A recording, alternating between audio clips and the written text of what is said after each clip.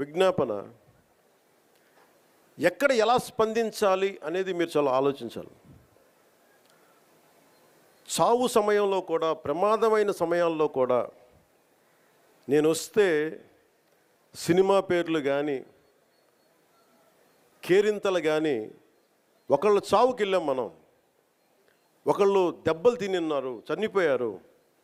ఇలాంటి సమయంలో కూడా మనం కూర్చొని కేరింతలు అరుపులతో ఉంటే భావ్యమా లేదా అనేది ప్రతి ఒక్కరు ఆలోచించాలి. పోలీస్కి కొన్నిసార్లు సహకరించాలి మీరు. అంటే ఎవరి బాధ్యత కనుక వాళ్ళు సవ్యంగా నిర్వర్తిస్తే ఒత్తిడి తగ్గుద్ది. నేను చూడండి, తిరుపతిలో ప్రతి ఒక్క వ్యక్తి కనుక వాడి బాధ్యత నిర్వర్తించుంటే సరిగ్గా ఇంతమంది మంత్రులు వెళ్ళాల్సిన పరిస్థితి ఉండేది కాదు, ముఖ్యమంత్రి రావాల్సిన పరిస్థితి ఉండేది కాదు, నేను వెళ్ళాల్సిన పరిస్థితి ఉండేది కాదు, ఎంటైర్ క్యాబినెట్ ఉండాల్సిన పరిస్థితి ఉండేది కాదు. దానికి అదనంగా పోలీసులందరికీ ఒత్తిడి, డిఎస్పీలకి, ఎస్పీలకి అందరికీ ఒత్తిడి. అంటే ఒక్క చిన్నపాటి ఏరియాలో ఒకళ్ళు చేసిన తప్పుకి మొత్తం సమిష్టిగా జిల్లా పోలీస్ యంత్రాంగం, ఎస్పీ గారితో సహా దాన్ని ఫలితం అనిపించాల్సి వచ్చింది. నాకు ప్రత్యక్షంగా దానికి సంబంధం లేకపోయినా నేను దాంట్లో ప్రభుత్వంలో బాధ్యత కాబట్టి సనాతన ధర్మాన్ని పాటించే హిందువులందరినీ నేను క్షమాపణ అడిగాను. అంటే ఇది ప్రతి ఒక్కరూ బాధ్యత నిర్వర్తించాలి. కేవలం నాయకులకి ఓట్లేస్తే సరిపోదు. ప్రతి ఒక్క ప్రజాప్రతినిధి కానీ, అధికారి కానీ, ఉద్యోగి కానీ ఎవరి బాధ్యతలు వాళ్ళు నిర్వర్తించాలి. లేకపోతే మటుకు ఇలాంటి దుర్ఘటనలే వస్తాయి, అభివృద్ధి ముందుకెళ్తుంది. అలాగే గత ప్రభుత్వంలో అలవాటైపోయి కొంతమంది, ప్రత్యేకించి కొంతమంది అధికారులకి పనిచేయడం మానేశారు, నిర్లక్ష్యంగా ఉండటం ఉన్నారు. అధికారికి పార్టీ పట్ల, ఏ పార్టీ అయినా సరే, జనసేన కాదు, తెలుగుదేశం కాదు, భారతీయ జనతా పార్టీ కాదు, గతంలో ఉన్న పార్టీ కూడా కాదు, your loyalty is for the people. మీరు రాజ్యాంగానికే మీరు కట్టుబడి ఉండండి. మేము ప్రత్యేకించి ఫేవర్స్ ఏమి అడగం. నేను ప్రతిసారి కలెక్టర్ గారికి కానీ, ఎస్పీ గారికి కానీ నేను ఒకటే చెప్పాను, మీరు నాకు ప్రత్యేకించి ఏం చేయకండి అన్న. కనీసం మీరు మాకు చేయాల్సింది న్యాయం అందరికీ జరిగేలా చూడండి అని చెప్పాను. మా వాళ్ళు శిక్షిస్తే, తప్పు చేస్తే మాకు కూడా బాధ్యత ఏర్పడని చెప్పాను. ఎందుకంటే నేనే స్వయంగా అసెంబ్లీలో నేనే చెప్పా, తప్పు చేస్తే నన్ను కూడా శిక్షించమని. అలాంటిది మీరు మా వాళ్ళు రక్షించమని నేను అడగట్లే, కానీ రాజ్యాంగం ఇచ్చిన విధుల్ని సంపూర్ణంగా పరిరక్షించమని నేను మనస్ఫూర్తిగా అడుగుతా ఉన్నాను. అంటే ఇది ముఖ్యంగా మన పిఠాపురంకి సంబంధించి మీ అందరి దృష్టికి తీసుకొస్తా ఉన్నా. నేను మొన్నదాకా జిల్లాలు తిరుగుతాను, ప్రతి జిల్లా కేంద్రాలకు వెళ్తాను, అనుకున్న 26 జిల్లాలకు వెళ్తాను అనుకున్నాను. నేను చాలా పెద్ద మనసుతో వచ్చాను, గొడ్డు చాకిరీ చేయడానికి వచ్చాను ఇక్కడికి. సో ముందు పిఠాపురంతో మొదలు పెట్టాలని అనుకున్నాను. అంటే నేను ముందు నాకు ఉద్దానంతో ప్రారంభించాం కాబట్టి శ్రీకాకుళంకి వెళ్దామా, లేదంటే భయంతో ఉండే, ఎంతసేపు భయం గుప్పిట్లో ఉండే కొన్ని రాయలసీమ జిల్లాలకు వెళ్దామా, ఇట్లా అన్నీ ఆలోచిస్తాను. ఒకటే అనిపించింది, ముందు ఇంటిని శుభ్రపరచుకున్న తర్వాత బయటికి వెళ్ళనిపించింది. అందుకని నేను నాకున్న స్థలంలోనే ఇక్కడ నేను సిమెంట్ ఇళ్లలో కూడా నేను అక్కడ నాకు షెడ్లు వేసుకొని ఉంటానని చెప్పాను. ఇప్పుడు ఇందాక చెప్తున్నాను పేషి అందరికీ, నేను కొన్న స్థలంలో షెడ్లు వేసుకొని 14 రోజులు ముందు అవసరమైతే ఎక్కువ ఇక్కడే ఉండి మన పిఠాపురం ఉన్న ప్రతి గ్రామానికి వెళ్ళి, మన 53, 54 గ్రామాలు, ప్రతి మండలం నేను వచ్చి స్వయంగా నాకు ప్రతి ఒక్కరు తెలియాలి నాకు. అందుకని నేను నాకు అదే కావాలి, మన ఇద్దరు కూడా. రోగి అదే కోరుకున్నాడు, వైద్యుడు అదే ఇచ్చాడండి.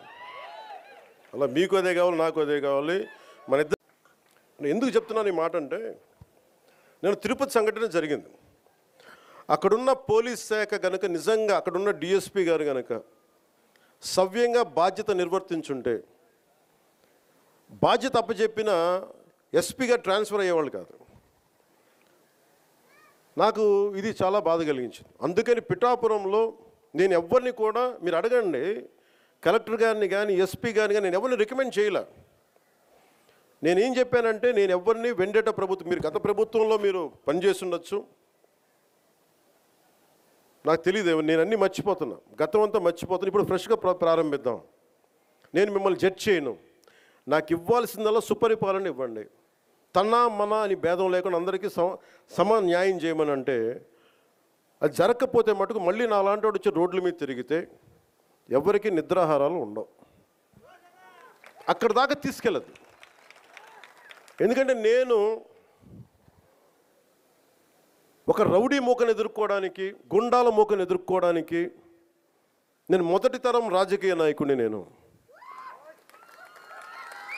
మొదటి తరం రాజకీయ నాయకుడిని. మా నాన్న ముఖ్యమంత్రి కాదు, మా నాన్న కానిస్టేబులే. నాకు 10 మంది తెలీదు. ఈ వేదిక పైన ఉన్న పెద్ద అధికారులు, ఐఏఎస్లు అంటే నాకు భయం వేస్తుంది. నాకు పెద్దది, ఇంకా నేను చిన్న ఉద్యోగ కొడుకుని కదా. మా నాన్న ఏం చెప్పాడు చిన్నప్పుడు, సరే దొరగారు వచ్చారు, ఇంట్లోంచి భోజనం పంపించాలని చెప్పాడు. మాకు ఐజీలు అంటే దొరగారు మాకు, మా ఇళ్లలో. ఈ రోజుకి ఇన్ని కోట్లాది మంది నన్ను గుండెల్లో పెట్టుకున్నా, కేంద్ర స్థాయిలో నాకు పరిచయాలున్నా, నాకెప్పుడు అధికారులు పెద్దవాళ్ళే. నాకు లోపల అంత గౌరవం ఉంటుంది నాకు. కానీ గౌరవం నిలబెట్టుకోవాల్సిన అవసరం కూడా అధికారుల మీద ఉంది. ఎందుకంటే నేను ప్రజల కోసం పనిచేస్తాను. అందుకని ఈ బాధ్యతని అందరూ చేయాలి. ఎందుకంటే నేను ఈవిటీజింగ్ అనేది నాకు చాలా చిరాకు. నిస్సహాయ స్థితిలో ఉన్న ఆడపిల్లల్ని మరి మీకు తెలీదా, ప్రతి సంవత్సరం ఇన్ని లక్షలాది మంది వస్తారు, వారందరికీ సెక్యూరిటీ ఇవ్వాలి, సక్రమంగా టోకన్లు రిలీజ్ చేయాలన్న ఆలోచన మీకు లేదా? మళ్ళీ సిగ్గు లేకుండా నిస్సిగ్గుగా ఆ గాయపడిన వాళ్ళని పరామర్శించేటప్పుడు ఈ టోకెన్ సిస్టమ్ నేను తేలేదమ్మా, గత ప్రభుత్వం తప్పు అంటున్నాం. మరి గత ప్రభుత్వంలో టోకెన్లు ఇచ్చినప్పుడు ఎక్కడా తొక్కిసలాటలు జరగలేదు, ఎక్కడా ఎవరు చనిపోలేదు. మరి ఇప్పుడే ఎందుకు జరిగింది? మీ చేతగానితనం కాదా? మీరు పెట్టుకున్న మీ భజన పరుల వల్ల జరిగిన తప్పిదం కాదా? ఒకవేళ అది కరెక్ట్ కాదనుకున్నప్పుడు నువ్వు ముఖ్యమంత్రి అయ్యి 7 నెలలు అవుతుంది, మరి ఎందుకు తీసేయలేదు ఆ టోకెన్ సిస్టమ్? పిల్లలకు ఉపయోగపడే అమ్మఒడి తీసేస్తావు, పేదవాళ్ళకు అవసరమయ్యే ఆరోగ్యశ్రీ తీసేస్తావు, ఏజ్డ్ మహిళలకు యూజ్ అయ్యే వైఎస్ఆర్ చేయూత తీసేస్తావు, పేద పిల్లలు చదువుకునే ఫీజు రియంబర్స్మెంట్ పాలసీని మార్చేస్తావు, పేద ప్రజల రక్తాన్ని పీల్చేలాగా మద్యం పాలసీని మార్చేస్తావు. కానీ టోకెన్ సిస్టమ్ మార్చలేవు ఒకవేళ తప్పని తెలిస్తే. అంటే ఈరోజు నీ నిర్లక్ష్యం వల్ల, నువ్వు పెట్టుకున్న వాళ్ళ నిర్లక్ష్యం వల్ల ప్రజలు చచ్చిపోతే దాన్ని డైవర్ట్ చేసి ఎవరి మీద తోసేయాలని చూస్తున్నావు తప్ప, తప్పు చేసిన వాళ్ళని శిక్షించాలి, ఈ తప్పు మళ్ళీ జరగకుండా చూడాలి అన్న చిత్తశుద్ధి చంద్రబాబు నాయుడికి లేకపోవటం అనేది ఇక్కడ అందరూ కూడా గమనించాల్సిన విషయం. ఈరోజు చంద్రబాబు నాయుడు చెప్తాడు ఇది అఫీషియల్స్ తప్పని, పవన్ కళ్యాణ్ గారు వస్తారు ఇది టీటీడీ చైర్మన్ అడిషనల్ ఈఓ గారు ఎస్పీ గారు తప్పని ఆయన చెప్తాడు. బిఆర్ నాయుడు గారు వచ్చి చైర్మన్ గారు నేను ఆల్రెడీ ఎస్పీకి చెప్పేలా జరుగుతుందని, ఆయన చేయలేదు అంటాడు. అంటే మీ ప్రభుత్వంలో మీరు పెట్టుకున్న వాళ్ళ వల్ల జరిగింది తప్పని మీరు ఒప్పుకున్నారు కదా అందరూ. మరి ఎందుకు 3 రోజులు అవుతున్నా ఎవరి పేరు ఎఫ్ఐఆర్లో ఎక్కట్లేదు? ఎందుకు ఎవరిని కూడా అరెస్ట్ చేసి లోపల పెట్టలేదని నేను అడుగుతున్నాను. అసలు పవన్ కళ్యాణ్ గారు ఏం మాట్లాడుతున్నారో ప్రజలకి కన్ఫ్యూజ్ అయిపోతున్నారు. పిఠాపురానికి వెళ్ళాడు నిన్న, నేను క్షమాపణ చెప్పాను మీరెందుకు చెప్పను అని అడుగుతాడు. అప్పుడెప్పుడో అమ్మాయిల రేపులు జరిగినప్పుడు గమనించాను, బెత్తం దెబ్బలతో సరిచేద్దామంటాడు. ఇప్పుడు మనుషుల్ని చంపేసి క్షమాపణలతో సరిచేద్దామంటాడు. క్షమాపణలు కాదు, తప్పు చేసిన వాళ్ళకి శిక్ష పడాలి, ఆ తప్పు రిపీట్ కాకుండా చూసుకోవాల్సిన బాధ్యత నీకుంది. ఎందుకంటే ఈరోజు ప్రభుత్వంలో నువ్వు ఉన్నావు, డిప్యూటీ సీఎంగా నువ్వు ఉన్నావు, ఉండి కూడా క్షమాపణలు బెత్తం దెబ్బలు అంటావు. మొన్న ఈ మధ్య కడపకు వచ్చినప్పుడేమో ఎవడు తప్పు చేసినా నేను ఒప్పుకోను, తాట తీస్తా, తోలు తీస్తా, అంతు చూస్తా అని మాట్లాడావు. మరి తప్పు చేసిన వాళ్ళు ఈరోజు చైర్మన్ అడిషనల్ ఈవో ఎస్పీ అని నువ్వే చెప్తున్నావు కదా, మరి ఎందుకు వాళ్ళ తోలు తీయట్లేదు, వాళ్ళ అంతు చూడట్లేదు, వాళ్ళ తాట తీయట్లేదు? మళ్ళీ పెద్ద పెద్ద డైలాగులు చెప్తున్నారు. నిన్న మీటింగ్లో నేను పిఠాపురంలోనే అనుకుంటా, కులం పేరుతో ఎవరైనా తప్పించుకోవాలని చూస్తే నేను చూస్తూ ఊరుకోను అన్నాడు. మరి ఈరోజు బిఆర్ నాయుడు గారిని, వెంకయ్య చౌదరి గారిని, సుబ్బారాయుడు గారిని శిక్షించడానికి ఏ కులం చూసి నువ్వు భయపడి ఆగిపోతున్నావు అని అడుగుతున్నా. నీ పక్కన నిన్న పిఠాపురంలో ఉన్నాడు పంతం నానాజీ, ఒక డాక్టర్ కమ్ ప్రొఫెసర్ అయిన ఒక ఎస్సీ మేధావిని గూబ పగలగొడితే నీ కులమని ఆపేస్తావా? శిక్షించకుండా, కేసు పెట్టకుండా? మళ్ళీ పెద్ద పెద్ద డైలాగు, కులం చూసి నేను భయపడను అని. ఆ రోజేమో జరగని తప్పును జరిగినట్టుగా లడ్డూలో కల్తీ జరిగిందని కాషాయ వస్త్రాలు వేసుకొని తిరుపతిలో నానా హడావిడి చేశారు. ఈ రోజేమో తప్పించుకొని తిరుగుతూ క్షమాపణ చెప్తే చాలంటారు. మీ ద్వంద్వ వైఖరి చూస్తున్నారు. ఏదైతే తెలంగాణలో సంధ్యా థియేటర్లో తొక్కిసలాటలో ఒక్కరు చనిపోతే 14 మంది సినిమా హీరోతో సహా థియేటర్ యాజమాన్యం వరకు 14 మంది మీద కేసులు, క్రిమినల్ కేసులు ఫైల్ చేశారో, ఈరోజు చంద్రబాబు నాయుడు అవసరం లేకపోయినా కుప్పంలో మీటింగ్ పెట్టుకొని అఫీషియల్స్ని తిప్పుకొని ఇక్కడ 6 మంది ప్రాణాలు తీసి అదాలకు కారణమైనందుకు ఆయనతో సహా టీటీడీ పాలకవర్గంతో సహా ఎస్పీతో సహా అందరి మీద క్రిమినల్ కేసులు నమోదు చేయాలని డిమాండ్ చేస్తున్నాం. ఈ దేశంలో ఉన్న అన్ని న్యాయస్థానాల్ని కోరుతున్నాం. దీన్ని సుమోటోగా తీసుకొని తప్పు చేసిన వాళ్ళ మీద కేసులు పెట్టి విచారించి శిక్షించండి అని కూడా మేము కోరుకుంటున్నాం. ఎంత బాధాకరం అంటే, నా చిన్నప్పటి నుంచి చూస్తున్నాను, కొండ మీద ఇంత తక్కువ జనం ఎప్పుడూ లేరు.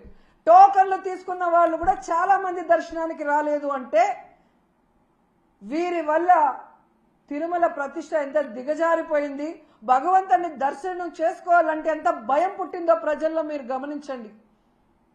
మొన్న జరిగిన ఇన్సిడెంట్తో తిరుమలనే కాదు, సింహాచలంలో కూడా భక్తుల రద్దీ లేకపోవటం మీరు గమనించాలి. ఎవరైతే ఉన్నారో మఠాధిపతులు బయటికి రండి. హిందుత్వాన్ని, మన దేవుళ్ళని, మన టెంపుళ్ళని ఈరోజు పరువు ప్రతిష్ట దిగజార్చే విధంగా పరిపాలిస్తున్న ఈ చంద్రబాబు నాయుడు, పవన్ కళ్యాణ్కి బుద్ధి చెప్పండి. ఏ హిందూ భక్తుల ప్రాణాలు పోయాయో వారి కుటుంబాలకు అండగా నిలబడి తప్పు చేసిన వాళ్ళని శిక్షించే విధంగా మనమందరం కలిసికట్టుగా పోరాడదామని కోరుకుంటున్నాను. ఎందుకంటే ఈ చంద్రబాబు నాయుడు తప్పించుకునే రాజకీయాలు చేస్తారు. పవన్ కళ్యాణ్ ఏమో సినిమా డైలాగులు చెప్పినట్టు చెప్తాడు కానీ మళ్ళీ ఎక్కడా కూడా ఏం చేయడు. ఎందుకంటే అల్లు అర్జున్కి మానవత్వం లేదంట, పోయి పరామర్శించలేదంట. మరి నీ అభిమానులు నీ కోసం గేమ్ చేంజర్ ప్రీ రిలీజ్ ఈవెంట్కి వచ్చి 2 చనిపోతే మణికంఠ చరణ్ అని ఇన్ని రోజులు అవుతున్నా ఒక్కరి మీద కేసు లేదు, ఒక్కరిని అరెస్ట్ చేయలేదు. నిన్న నువ్వు పిఠాపురానికి వెళ్ళి ఆ కుటుంబాన్ని పిలిపించి కూడా వాళ్ళని కలవకుండా, వాళ్ళని పరామర్శించకుండా వాళ్ళని అవమానించావు. మరి నీకు మానవత్వం ఉందా అని నేను ప్రశ్నిస్తున్నా. సో ఇప్పటికైనా పాలక మండలి, ముఖ్యమంత్రి, డిప్యూటీ సీఎం ఎవరికి వాళ్ళు తప్పించుకొని ఈ కేసుని పక్కదారి పట్టించి కేసు క్లోజ్ చేయాలనుకుంటే మాత్రం మేము ఒప్పుకునేది లేదు. ఆ కుటుంబాలకి మేము అండగా నిలబడతాం. ఆ కుటుంబాలకి న్యాయం జరిగేంత వరకు పోరాడతాం. అటు న్యాయపరంగా పోరాడతాం, ఇటు ప్రజలకి అండగా నిలబడి కూడా పోరాడతామని కూడా ఈ సందర్భంగా తెలియజేసుకుంటున్నాం. ఇక మన చిన్నమ్మ గురించి చెప్పుకోవాలి ముఖ్యంగా. ఎందుకంటే హిందుత్వ పార్టీ బీజేపీ పార్టీ. 6 మంది హిందువులు చనిపోతే 60 మంది గాయపడితే మన చిన్నమ్మ నోట్లోంచి ఒక్క మాట రాలేదు. ఎవరు దీనికి కారణమో వాళ్ళ మీద క్రిమినల్ కేసులు పెట్టాలని డిమాండ్ చేయడానికి చిన్నమ్మకు నోరు రాలేదు. అనవసర విషయాలప్పుడు మాత్రం ఎంత నోరేసుకొని వస్తుందో మనం చూసాం. మొన్న విజయవాడలో కూడా హైందవుల మీటింగ్ ఏదో జరిగింది. అక్కడికి కూడా వెళ్ళి మన చిన్న